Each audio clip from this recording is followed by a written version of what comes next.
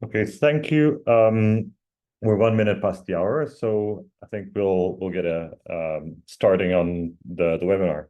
So first of all, let me introduce myself. My name is Pedro Barata. I'm the Associate Vice President for Carbon Pricing and Private Sector Decarbonization at EDF. I am also coincidentally co-chairing the expert panel of the Integrity Council for the Voluntary Carbon Market. It's a great pleasure to be moderating this webinar, and EDF is a proud founding member of the CCQI, the Carbon Credit Quality Initiative. Our mission at CCQI is to enhance transparency and integrity in the voluntary carbon market. We'll do that by providing open access information on the quality of carbon credit types. And we do hope that with that information, we can help carbon crediting programs and buyers to address quality risks and support our collective journey towards improvement in the carbon marketplace. Today's webinar is this part two, second part of our Forestry Scores series. The part one had already seen the publication of our scores on improved forest management and commercial forestation. Our focus today, however, will be to discuss quality risk associated with project-based avoided deforestation, including Vera's new methodology, VM48. This is a new methodology that's been published at the end of last year, and that will supersede existing older methodologies. Now, a couple of words here at the beginning. Anyone who has been watching this space in the past few years will understand that this is a controversial territory that we're going into. Emotions are understandably high because the stakes are high in this discussion. First, stopping deforestation is key. Any realistic plan and most IPCC relevant pathways to reduce GHG in line with Paris Agreement targets will require eliminating the loss of forestry or tropical forests in particular in the shortest time possible. And at the same time, we know that the integrity of carbon credits from older methodologies has been challenged in the literature and in the media. At the same time, we need to understand that in all of the efforts to address deforestation, people are central to this challenge. And so ending deforestation while respecting and reinforcing human rights and rights of indigenous peoples is paramount. And finally, whenever carbon credits are used to support halting of deforestation, we believe at CCQI that high integrity is critical in terms of both greenhouse gas emission impacts and social impacts. So our mission is to identify all of the possible quality risks inherent in credit types. Our approach is intentionally stringent, as we want to benchmark current methodologies to the highest achievable standards of quality. I'll make this point again and again. We only assess carbon credit types and not individual projects. So the quality of individual projects will differ from our assessment, most likely, due to project-specific characteristics.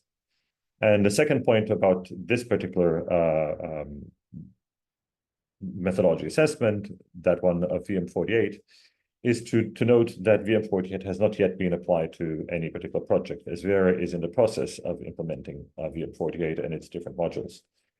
So our findings are preliminary, and they will need to be updated as more experience is gained and new updates to VM48 and new modules are introduced. So with this, I want to say that we are encouraging our findings to be considered in any updates of VM48 and the underlying modules and tools. So before we dive in, just wanted to remind participants to ask questions in the Q&A box, and we'll be dedicating the last part of the webinar to addressing these questions as we've done it in other webinars.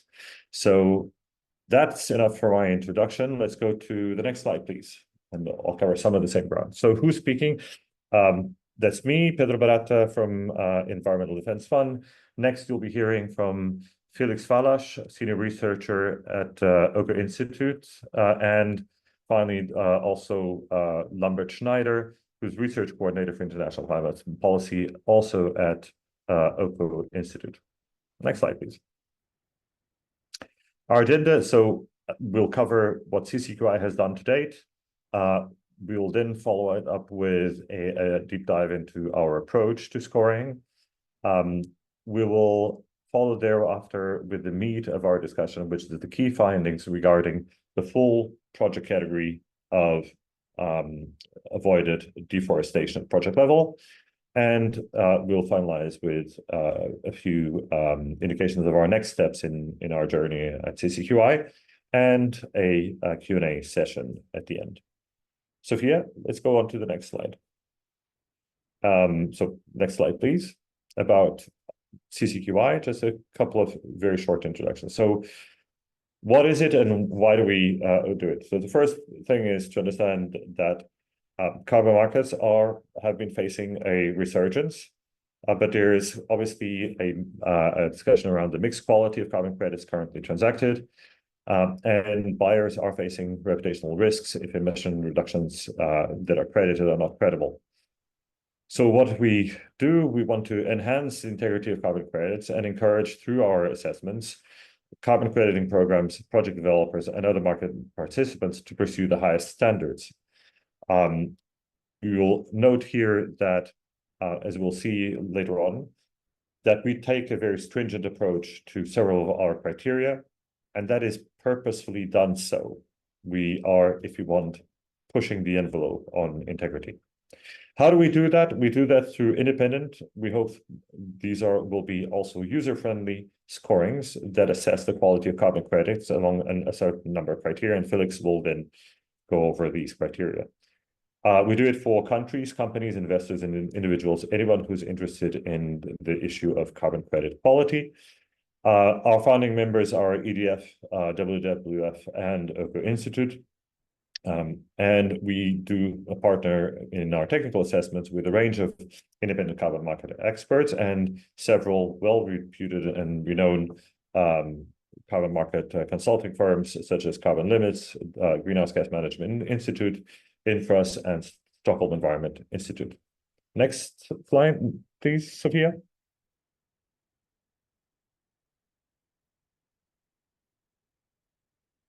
Sophia, next slide.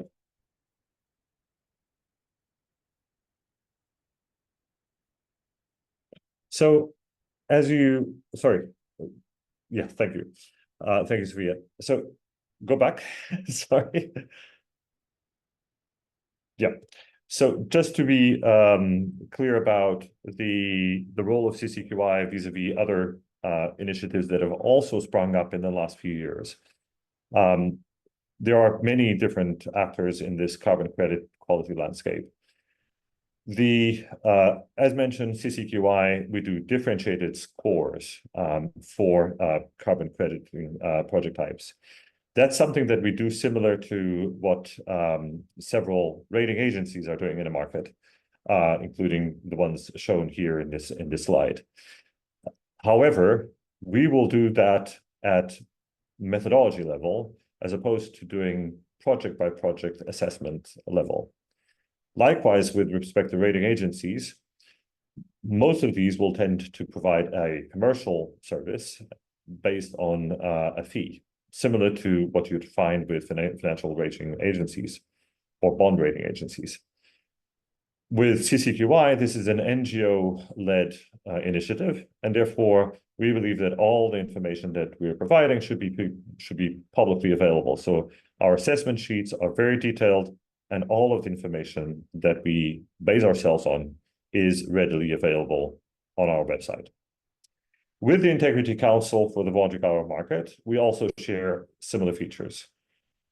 Again, the information that the Integrity Council uses for its assessments is meant to be publicly available. The Integrity Council is also looking at carbon credit types or project types, such as the same way that we do it in CCQI. However, and this is a very big difference, the Integrity Council is meant to act as a quasi-regulator for the market. And so it's part of a broad framework of carbon market quasi-regulation. And it works on the basis of a threshold standard, a threshold benchmark for quality. So anything above a certain threshold will receive what is hoped to be the coveted core carbon principle label.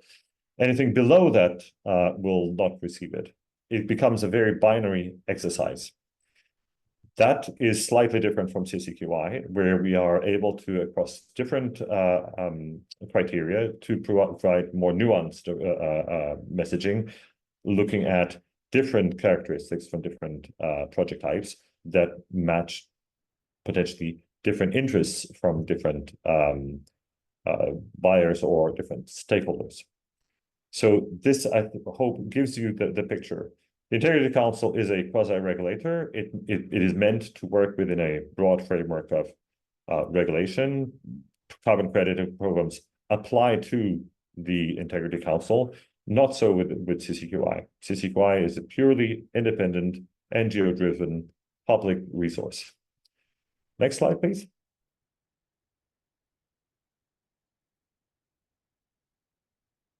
Sophia? Yeah. Where are we in terms of our the evolution of CCQI? Very quickly, we've grown in terms of our number of assessments, and we finally reached the milestone of by now encompassing 80% of the market, and the market being market shares based on the evaluation of the MSCI carbon markets database of issuances between 2019 to 2003. We've previously already covered, as mentioned before, other forestry methodologies. We've also covered renewable energy and other industrial gas technologies. With this, we have reached 80%. We have a, let's say, critical mass of assessments.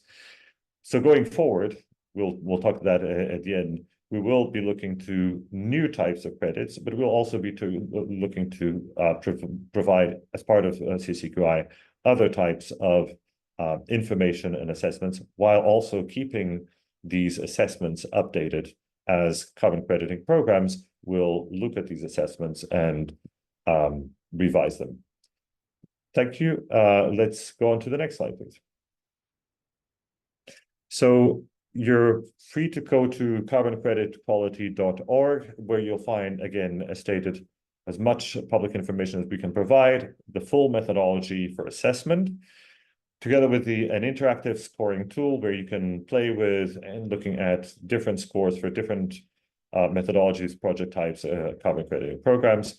And we have very detailed assessment sheets that underlie our scores.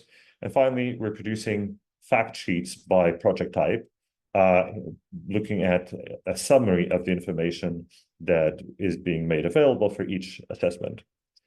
With this, let me pass over to, I believe, Felix. So Sophia, let's go on to the next slide. And Felix, your turn now. Thank you.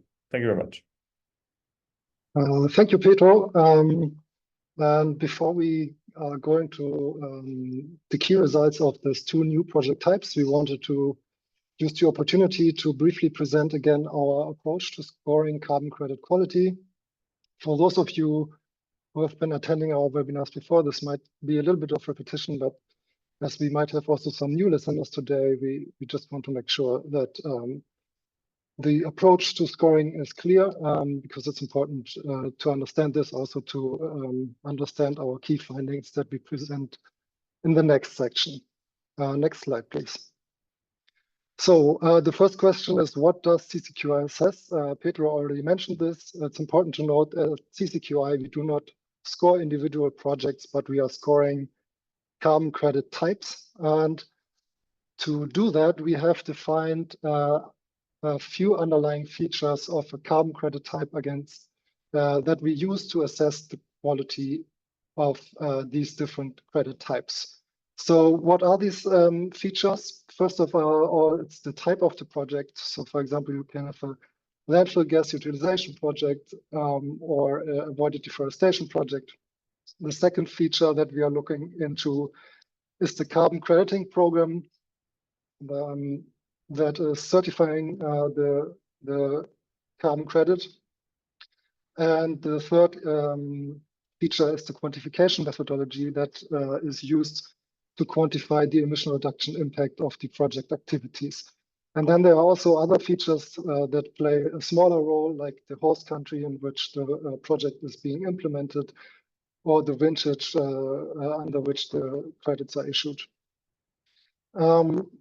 When we are presenting today some of the key results, you will see that some of the criteria are assessed on the program level, and some are on the project type level, and some on the quantification type level. And we have indicated this on each criteria to understand what information we have considered to come to the scoring for each of the criteria and sub-criteria that we are going to present in the key results section. Next slide, please. Then for each of these carbon credit types that we are defining using these combination of these different features that I have just presented, we assess their performance against 7 quality objectives that include robust determination of the greenhouse gas emission impact, which includes 2 very important sub-criteria, which are additionality and robust quantification of the emission reduction impact. We have avoiding double counting, addressing non-permanence, which is an important criterion, especially for nature-based solutions. We are looking into how the carbon credit type facilitates the transition towards net zero emissions. And we also look into sustainable development impacts and the institutional frameworks of the carbon crediting programs, as well as the environmental and social safeguards that they are applied to ensure that carbon credit types contribute to sustainable development and do no harm on environmental and social considerations. Next slide, please. Then, as I mentioned, below these different quality objectives, we have more than 120 criteria, sub-criteria, and indicators that we use to arrive at a score for each quality objective. And here in this slide, you see how the score for robust determination of the greenhouse gas emission impact, which is the quality objective 1, is built. And as you can see, it consists of 2 criteria, which are additionality and robust quantification. Sometimes you also look at vulnerability, but this only applies to CDM. And as we are not looking into CDM projects today, we will not further go into details on this one. And then you see that for the 2 criteria, additionality and robust quantification, we have sub-criteria. So for example, for additionality, we look into legal requirements, which is in a criterion we assess at the program level, where we look into how robust the rules of the program are to ensure that no activities are supported that are already mandated by legal requirements in the host country. Then we look at on the financial attractiveness of the mitigation activity. So asking whether carbon credit revenues are indeed needed to make the mitigation activities financially attractive. And then lastly, the 3rd sub-criterion is prior consideration. Here we look into whether the carbon crediting program has rules in place that require project developers to demonstrate that they have considered carbon credit revenues when making the investment decision, or whether they restrict the start date of the, as they have start date restrictions in place to ensure that only projects are registered that really need carbon credits. And this again is on the program rules. And we combine these criteria into scores. So the 3 scores that we have for the sub-criteria are combined into 1 score for the additionality. And then the 2 scores again are combined into 1 score for the robust determination. And we do not just use the average in building these overall aggregated score, but we apply a concept which is called inverse weighing. And this makes sure that a bad score in 1 sub-criterion cannot be made good by a good score in another criterion. Next slide, please. So here you see the range of scores you can receive under our assessments, with 5 being the highest score that can be received and 1 being the lowest score. Next slide. And so far, we have completed assessments for 14 project types for the 5 largest carbon crediting programs on the market. We have also assessed 2 complementary standards, the Climate Community and Biodiversity Standards and SD-VISTA, to see how they bring added safeguards in the environmental and social safeguards. And we have assessed 33 quantification methodologies to see how robust they are and their approaches are in determining the emission reduction impact. Next slide. Then I think what we also wanted to briefly present is how we in CCQI classify forestry project types. So we have identified 5 different project types, which include establishment of natural forest and commercial afforestation, which usually are running under afforestation, reforestation. We made the distinction here because we found that the commercial aspect of commercial afforestation might have different quality aspects to look into compared to projects that just establish natural forest without any commercial purpose. Then we have improved forest management projects and the 2 new project types that whose results we are presenting today, which are avoided plant deforestation and avoided unplanned deforestation, which are the biggest 2 project types under REDD. Next slide.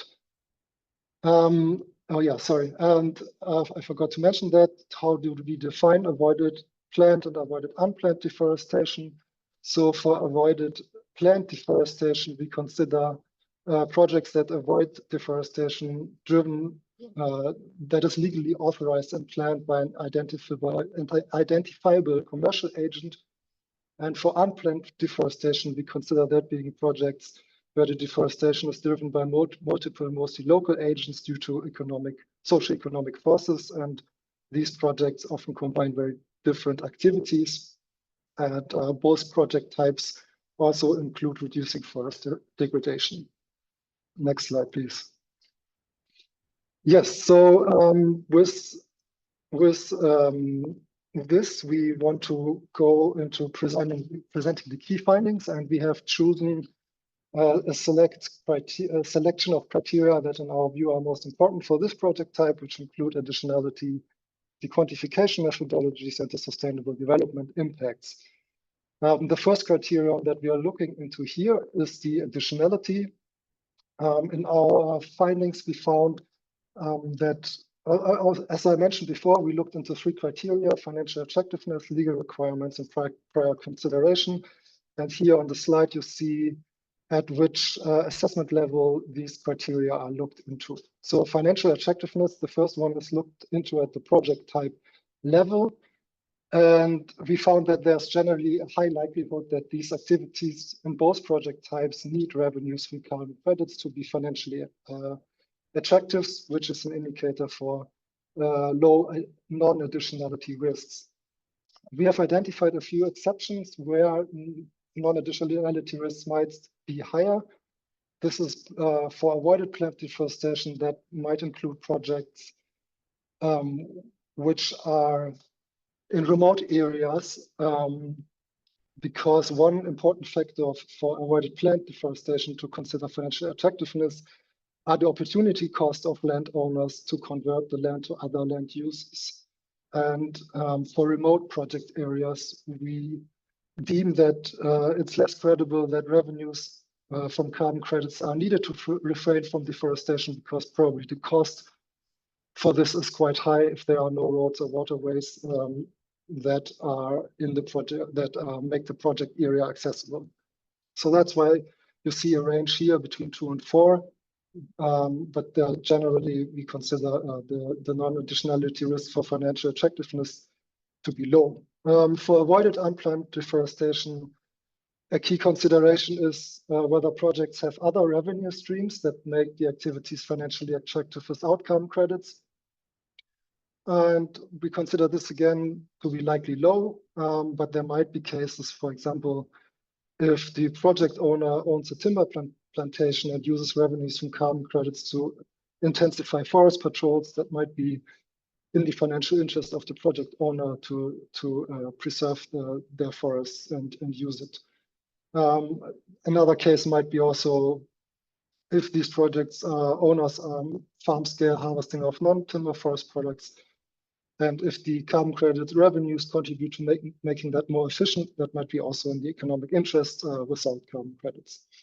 So that's why, again, you see the same range here for avoided unplanned deforestation projects between 2 and 4. Then on the program level, we also identified some non-additionality risks. So as I mentioned before, a good principle on carbon credit markets is to ensure that no projects are registered that support activities that are mandated anyway in the country where the project is implemented, because that makes it less likely that carbon credits are really needed or to make that happen. Some programs allow an exception. So all programs have these provisions, but some allow an exception to this. For example, also the VCS, where most projects for these 2 project types are registered. This could include a non-additionality risk. And the prior consideration part, here we found that also the VCS allows registration listing of projects up to 3 years after they started with the emission reduction activity. Here it could be also a non-additionality risk because it could be less plausible that project owners already considered revenues from carbon credits when making the investment decision if a project has been running already for 3 years without making steps to list. Again, we want to stress that these are risks that we have identified on the project type level. Individual projects might not be affected by these risks. And it's pretty straightforward to, for example, check project documentation if this risk really applies to an individual project, for example, by checking the start date or any other demonstration that is available that carbon credits have been considered when making the investment decision. Next slide, please. Then the next slide looks into the sustainable development impacts. Again, this is a criterion we assess on the project type level assessment. And I think this distinction is especially relevant for this criterion because at CCQI, we do not look into how individual projects perform on this. We see definitely a very high potential for these projects to make a strong contribution to sustainable development. They can support local sustainable development goals, including zero hunger, clean water and sanitation, life on land, creation of jobs, preserving of ecosystems and biodiversity. And we found that this is especially strong for APD projects if forests are transferred to protected status. At the same time, we also found that most of these projects are taking place in very fragile ecosystems and also fragile socio-economic contexts. So they work with local communities and they affect lands that have been, where local communities have been present for a considerable time. So we think that for these cases, it's very important for these projects to make a very good project design to avoid any negative impacts on inequality, on peace and justice, and also on gender equality. And that includes this good design to clarify land rights for these projects, to ensure that projects introduce alternative income sources and also benefit sharing with local communities. And with this, the scores that we are presenting here should be interpreted as reflecting these risks that we just mentioned. It does not mean that we consider these projects generally performing not good on sustainable development. On the contrary, we outlined the contributions that they can make, but we think because of the context in which they take place, there are high risks, and that's why we want to point out for the need to make really good project design and to take into account these risks, to have really strong safeguards in place, to make environmental and social impact assessments before going ahead with these projects. And we also note the importance of, for example, combining these certifications with the CCBS, which includes additional safeguards that normal registration does not have. So this can speak to some of these risks. And yes, I think these are the first two criteria. And with that, I give to my colleague Lambert, who will present our results for the next criterion, which will look into the robustness of the quantification methodologies available for these two project types. Thank you. Yeah, thank you, Felix. So we turn to methodologies. We have assessed the four main existing methodologies, which are VM6, VM7, VM9, and VM15. And in addition, we've also assessed the new methodology, VM48, released by Vera in November 2023. So this new methodology will replace all older methodologies, VM6, 7, 9, and 15. Currently, it is only applicable to avoided unplanned deforestation. In the future, it will become applicable to avoided planned deforestation once a respective module becomes available. How have we assessed that? So the main challenge with quantifying emission reductions is establishing baselines, because it's very uncertain how deforestation will develop in a particular forest area in the future. That depends on many uncertain parameters and unknown factors. How has this been addressed in the older methodologies? All older methodologies used a reference region to determine historical deforestation rates or trend, and used what they observed in that reference region to predict future deforestation. This is shown with the picture here. You see the project area, which is represented by the black lines, and then the yellow area, the yellow lines represent the reference region. And in the reference region indicated with the red dots, you have deforestation going on because there are roads and settlements. And the project area in black lines is more distant from these roads and settlements. And so the reference region may not be very representative in this case for the project area, which is more distant. And in the reference region, you observe a lot of deforestation, which you do not observe in the project area due to the larger distance. And so the project area may face much lower deforestation risks. And so this is the main challenge that we identify, and that has also been identified in the literature, that the methodologies provided a lot of flexibility to project developers to select favorable reference regions that could lead to very large overestimation. In the literature, that is estimated to amount to several hundred percentages, and the rating agencies came to similar conclusions. So what does VM48 do? VM48 takes a very novel and unique approach in the carbon market. Instead of relying on these reference regions, which are problematic, as I explained, the methodology determines the baseline in two steps. In the first step, the total baseline deforestation is determined for the entire jurisdiction. And then in the second step, that jurisdictional deforestation is allocated to pixels across the jurisdiction. And importantly, baseline deforestation is no longer determined by the project developers, but the data is provided by Vera. So this is a major advancement and evolution in our view. It has two big advantages. So first, it allows alignment of project baselines with jurisdictional targets and crediting approaches. So it ensures that the project baselines are consistent with the jurisdictional target. And second, it really eliminates the main risk with the old methodologies, namely the arbitrary selection of reference areas, because that is no longer done by the project developers, but the data is provided by Vera.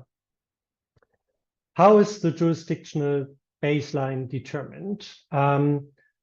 The jurisdictional baseline corresponds to the average annual deforestation in the last 10 years, and that is basically assumed to continue in the next 6 years.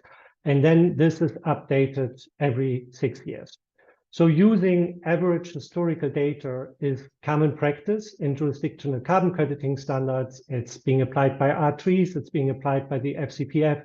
It has been applied in a number of contexts. But the caveat is that for any specific baseline validity period, this approach could lead to underestimation if deforestation increases over time, or to overestimation if deforestation decreases over time. And that is shown on the next slide. So what we did here is we used data from the Joint Research Center of the EU to apply the approach by Vera to 54 jurisdictions with tropical moist forest. So the figure shows how the actual deforestation in a hypothetical baseline validity period, we have chosen here the latest data, which is from 2017 to 2022, how that compares to the jurisdictional baseline, which would have been the 10 years preceding that, so from 2006 to 2016. And so in the blue jurisdictions on the left-hand side, the actual deforestation in the baseline validity period is much higher than in the calculated baseline. So this means that the baseline would be significantly underestimated. Then we have a few jurisdictions here in the middle, that's the green bars. Here the baseline would be accurate. Here the historical data is really representative. The historical average deforestation is representative for what happens in this hypothetical baseline validity period. And then on the right-hand side, you have jurisdictions where deforestation actually declined compared to the historical period. And so here the baseline would be overestimated. So in the extreme cases on the far left-hand side, I think that's Cameroon, the baseline would be underestimated by a bit more than 50%. And on the far right edge, Uganda, the baseline would be overestimated by more than 400%. So there's a lot of uncertainty in this data. And if you use different data, you get slightly different results. But with all data that you use, you will see that there is basically in some jurisdictions, deforestation is decreasing, and some it's increasing. And so the baselines are all over the place, if you will. So in some it's underestimated, in some it's maybe significantly overestimated, the jurisdictional data. This may be mitigated to some degree. So here we looked to one specific baseline validity period. If you look to many baseline validity periods, maybe that is mitigated a bit. We tried to collect data on that, and it did not always look mitigated, but in some scenarios it may be. Next slide. So there are two questions which arise from that. So one is, what is the an impact of baseline uncertainty, and are there any longer trends? So with regard to baseline uncertainty, again, this is a complex slide. I think a major advancement, another one of VM48, is that it accounts more systematically and more comprehensively for data uncertainty. So there are uncertainty deductions being applied in the data on deforestation and on other parameters. However, there's no adjustment to take into account this baseline scenario uncertainty, which we just showed in the previous picture. So here we unpack the possible risks and implications. So here we first have a project with a moderate impact on deforestation.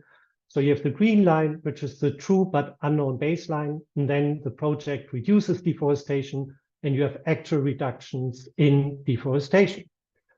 If the baseline is overestimated, this results in overcrediting. That's very trivial. And here the overcrediting is quite significant compared to the actual emission reductions. However, if the baseline is strongly underestimated, in this specific example here, there would be no carbon credit issuance. And so these projects which are in jurisdictions with an underestimated baseline, maybe they don't go ahead, or they fail because they cannot make sufficient carbon credit revenues. By contrast, projects that are on the left-hand side with an overestimated baseline in such jurisdictions, they may be able to offer more carbon credits at lower prices because they get more carbon credits. And so therefore, large baseline uncertainty, that's a first finding that we have, could undermine a portfolio of projects.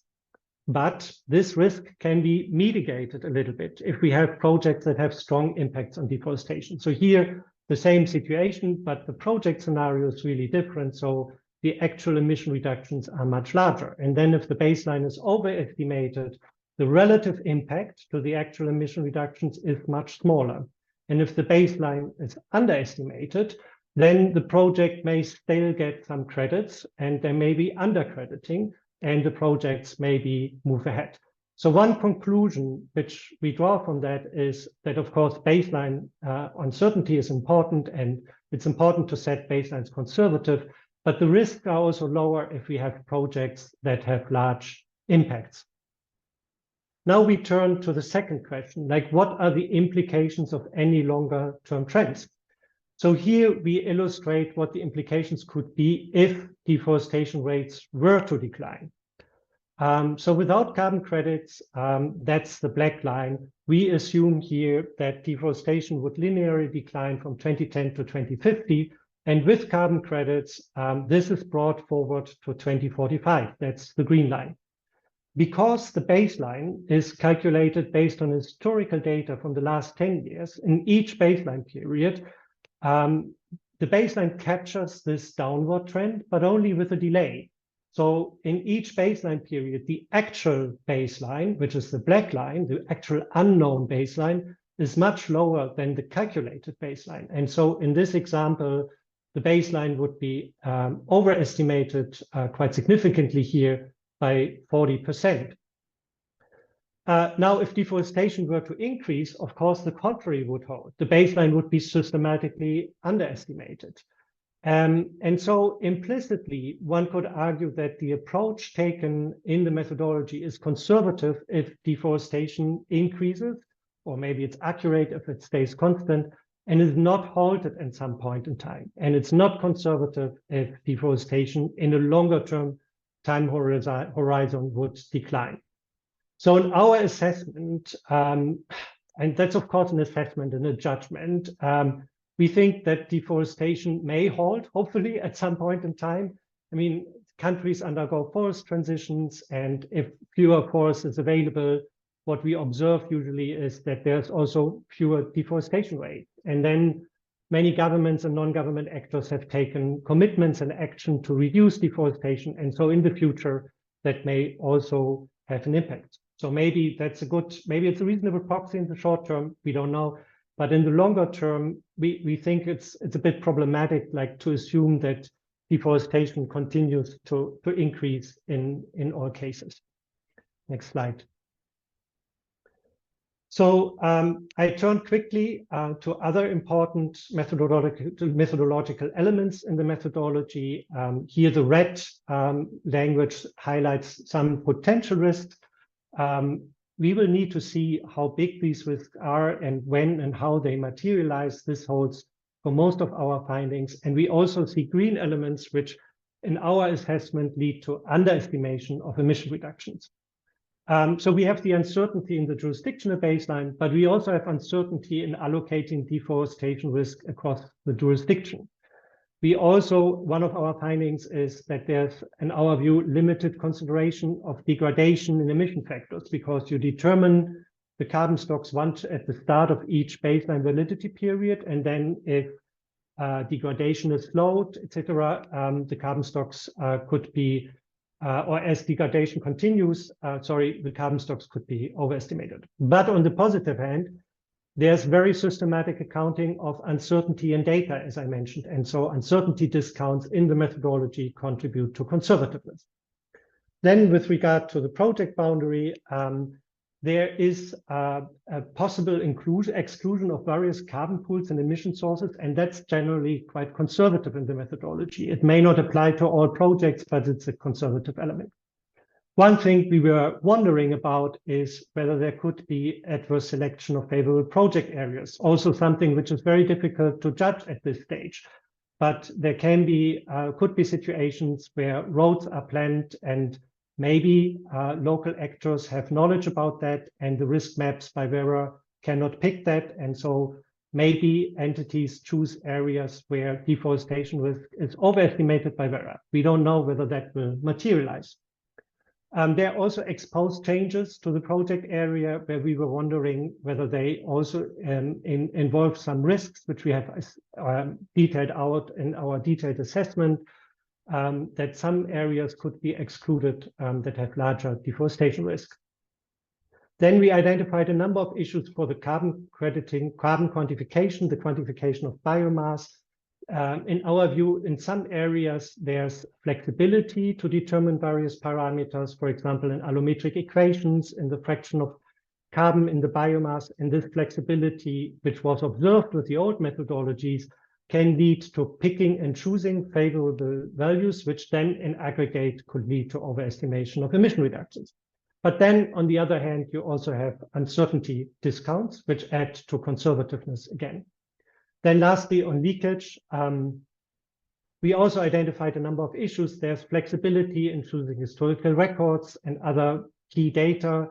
There's no accounting for international leakage, which, for example, is done under the Clean Development Mechanism. There's a positive element is that there's no accounting of any negative leakage. So there are a number of elements in the methodology which we identify as risks, but there are also elements which we identify as potentially leading to underestimation of emission reductions. What's also important is Vera announced updates to some of the underlying modules and tools. We understand that some of these issues have also, maybe not all, but some of them have been identified by Vera. Next slide, please.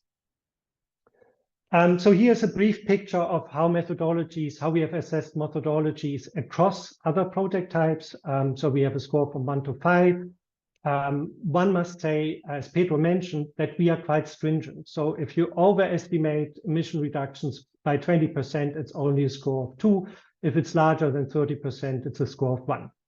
What's also important to note is this score of 1, that covers a broad range, right? Some methodologies may overestimate by just above 30%, and some may estimate over 300%, and that's due to our scoring system, which we designed before assessing methodologies, that we can't differentiate that.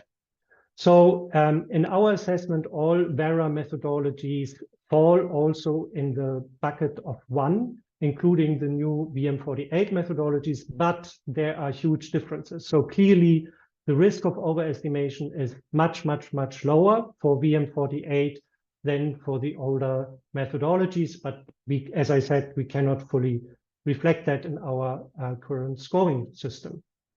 So what are our main findings? To sum up, very briefly on additionality, we think generally projects have a good chance to be not financially attractive, with some exceptions. One concern that we flag is that the VCS rules allow validations with start dates up to 3 years in the past. So that's quite generous in our view and constitutes a risk. The SDG impacts are very highly contextual. They really depend on the context. Good project design is here critical to have positive impacts and to avoid harm. In our assessment, the older methodologies are likely to vastly overestimate emission reductions. VM48 is a significant improvement, but we think it needs some further strengthening. 2 issues we haven't touched in the previous presentation is non-permanence. There's a minimum period to address reversals. That was historically 20 years by Vera and has recently been updated to 40 years. And we understand that there's also ongoing work on longer-term monitoring. And then lastly, to mention on governance, we think that overall VCS scores relatively good and high here. We think that the VCS program rules on double counting, overall governance, environmental and social safeguards are largely quite solid with a few exceptions in our assessments. Thank you very much. Back over to you, Pedro. I think we have one more slide. Oh, sorry, we have one more slide on next steps. So what will we do next? We will assess jurisdictional REDD+. We want to enhance our scoring tool to make it more user-friendly, even more user-friendly. We hope to do soon more project types and fact sheets and blog articles. Thank you. Thank you, Lambert. We have now, unfortunately, very little time for Q&A, but just wanted to flag there we have 3 open questions. They all come from Naomi Swickert at Vera. with whom we've engaged in many discussions over these assessments, obviously. And I'll just start out by saying that Naomi has just confirmed that a number of things will be addressed in an update to VM48 and VMD0055 in the next few weeks. So that confirms what we had informed. But I think there are a couple of other, would call them comments, really, by Vera rather than questions around the assumptions to our analysis. So I'll just read them out, Lambert, and then we can comment. The first one is that our analysis overlooks that most of the countries do not have sustained declining trends. And this is related to the graph around declining deforestation. This is a very specific and similar window of time. Again, the use of the GRC data. It is far more common for these rates to go up and down over time.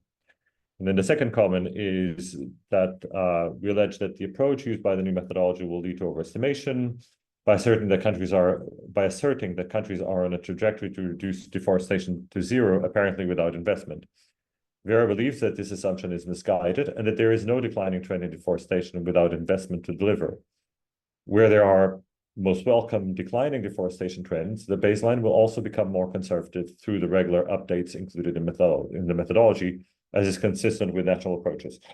So I think this speaks to, yes, there is a regular ratcheting down of the baseline in the case of a declining deforestation trend, which limits the overcrediting. But I think there is always, at least on a theoretical basis, there is always a potential for some deforestation. So maybe you want to comment on those points. Sorry, I was muted. Yeah. No, I think these are really good questions or comments. I think the key question is like, what do we expect from the future? And it's clear that we don't know what will happen. But in our view, I mean, it is a judgment, but it seems unrealistic in our view, or unlikely that deforestation will never decrease, right? Because countries go through forest transition phases, and at some point, the available forest stock decreases in some countries, and then what is commonly observed that it decreases. So the question is, the methodology really relies on the assumption that it's always staying constant or increasing, and it may go up in some countries and it may go down in other countries, but at least in the countries where it goes down, there would be an overestimation of emission reductions, right? And so, so the question is, what can be a conservative assumption that works for different countries? Maybe in some countries it will take very long time until it goes down, but maybe in some countries it's faster. We have the targets to end deforestation by 2030. Clearly, countries need the money to achieve them, but there are also different actors trying to address deforestation on the demand side, in the supply chains, etc. So there are lots of efforts by many actors at many levels, and so that's the big question: when and how they would decline. But in our assessment, it would be more conservative, clearly, to assume a declining baseline in the future. And that would also align with requirements, for example, under Article 6 of the Paris Agreement, where there's a clear expectation that such policies and alignment with NDCs and long-term goals and the long-term goals of the Paris Agreement is considered in establishing baselines. Thank you. We do have a comeback comment from Naomi that clarifies that that Vera doesn't always assume that it's going up. The declining trend itself is likely delivered by the investments made. So the without program or project scenario would not be the results that are being seen. So it's conservatively ratcheting down, which I think is a fair point. Yeah. It's maybe I can add to that. In our detailed assessment, like we have run several scenarios, right? And so so the impact, there are two effects, right? So you have the effects of the projects, and to be very precise, the effects of the projects influences your historical emissions, right? So if the projects are very successful, your historical average deforestation is also lower, and so that underestimates your baseline, right? So that's an effect. And then in our detailed assessment, we combined these two effects, and it really depends. So if nearly all of the reduction in deforestation is achieved through carbon crediting programs, then indeed, even if it declines, the baseline could be conservative. But if the kind of the share of emission reductions that is achieved through carbon credits is lower, then the picture looks different. And if some of the reduction in deforestation is achieved through other means than carbon credits, then there are other scenarios. And so in our detailed assessment, we tried to reflect that range. And indeed, there are also scenarios where it would be conservative. It's basically carbon crediting project would have a very large impact. Yeah, thank you for that point. So I think at this stage, we're 3 minutes out, and I don't see any open questions to us. So with that, I think we can bring to a close the webinar. Just to acknowledge this back and forth with Vera in the person of Naomi Swickert here. We will continue, as indicated already, we'll continue to improve our assessment methodology, to expand the scope of our assessments of methodologies. And we hope also to start a new type of product where we look to more than just doing an assessment, figuring out how we would try to, using our expertise, try to fashion what would be a what we call a score 5 methodology. So stay tuned for further developments in CCQI, and I think that would be it from us for now. Thank you very much to everyone.